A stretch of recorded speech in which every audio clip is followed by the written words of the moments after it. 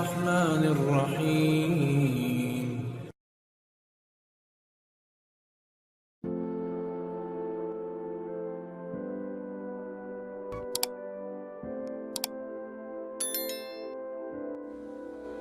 بدلتے رشتے قسط 1.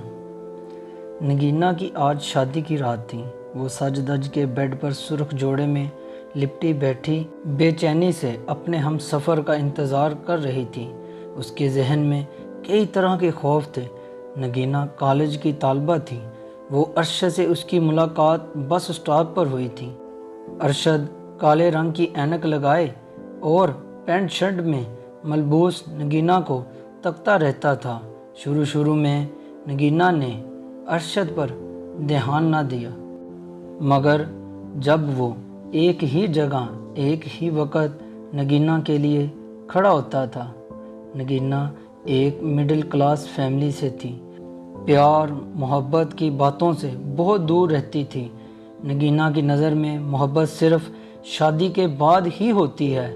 نگینا خود میں رہنے والی لڑکیوں میں سے تھی. کسی کی بات کو دل پہ نہ لیتی اور لڑائی کے بعد صاف کر لیتی.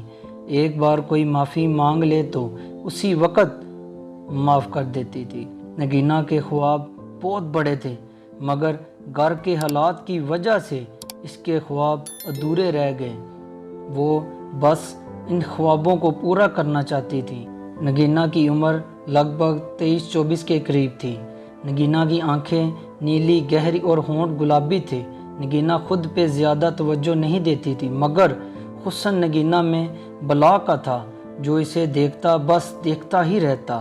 ارشد مسلسل 2 ماہ سے نگینا کے پیچھے تھا. نگینا کو احساس اس بات کا تب ہوا جب وہ ارشد پر نگاہ ڈالتی وہ اسے ہی دیکھ رہا ہوتا تھا. ایک بار خیال آیا کہ کیوں نہ اس کی شکایت کی جائے، مگر پھر بوڑھے والد کا خیال آیا کہ بات آگے نہ بڑھ جائے.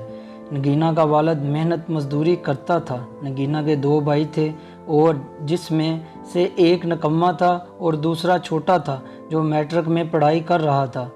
والدہ اکثر بیمار رہتی تھی. نگینا گھر کا خرچہ چلانے کے لیے گھر میں بچوں کو ٹیوشن پڑھایا کرتی تھی.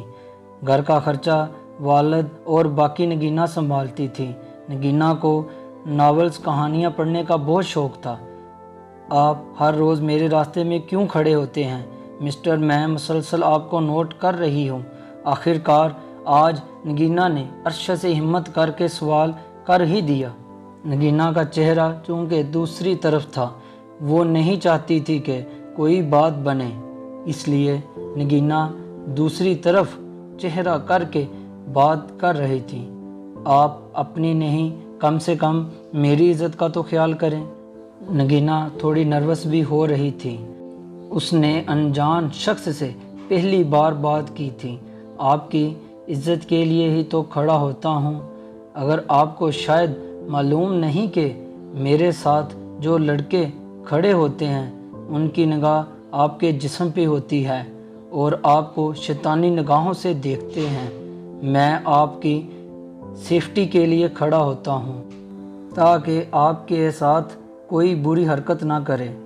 اس دن کچھ اوباش لڑکے آپ کے بارے میں غلط بات کر رہے تھے. دیکھیں مسٹر، میرے بارے میں کوئی کچھ بھی کہے مجھے پرواہ نہیں، اور میری عزت اللہ پاک کے ہاتھ ہے. وہ ذات اگر نہ چاہے تو کوئی کچھ بھی نہیں کر سکتا. اور برائے مہربانی آئندہ کے بعد میرے راستے میں مت کھڑے ہونا. دوسری سائیڈ سے گاڑی کے نگینا کو متوجہ کیا اور نگینا گاڑی پر سوار ہو کر چلی گئی. ارشد نگینا کو دیکھتا ہی رہ گیا. نگینا رات کو بستر پر لیٹی تو اسے دن والا خیال آنے لگا. نگینا نے اپنا دماغ جھٹک دیا اور سو گئی. چونکہ اگلے دن چھٹی تھی، سارا دن کام کاج کر کے نگینا شدید تھک گئی. گرمیوں کا موسم تھا. نگینا آرام کی غرض سے اپنے کمرے میں جا کر لیٹ گئی. کچھ دیر میں موسم نے انگڑائی لی اور آسمان پر بادل چھا گئے. ٹھنڈی ہوائیں جب چلنے لگی نگینا گھر کی چھت پر چلی گئی اور موسم کی انگڑائی کا بھرپور فائدہ اٹھا کر آنکھیں بند کیے لمبی لمبی سانسیں لینے لگی. نگینا نگینا نگینا کی سماعتوں نے اپنے نام کی صدا سنی اور آنکھیں کھول کر آگے پیچھے دیکھنے لگی. مگر کوئی بھی نہیں تھا۔ آواز جانی پہچانی تھی۔ غور کرنے پر معلوم ہوا کہ یہ آواز اسی بس سٹاپ والے لڑکے کی ہے۔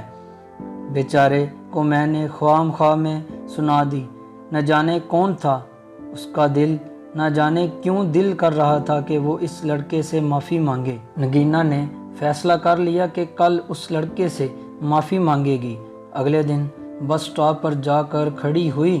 1 گھنٹہ گزرنے کے باوجود وہ انجان لڑکا اسے کہیں نظر نہ آیا۔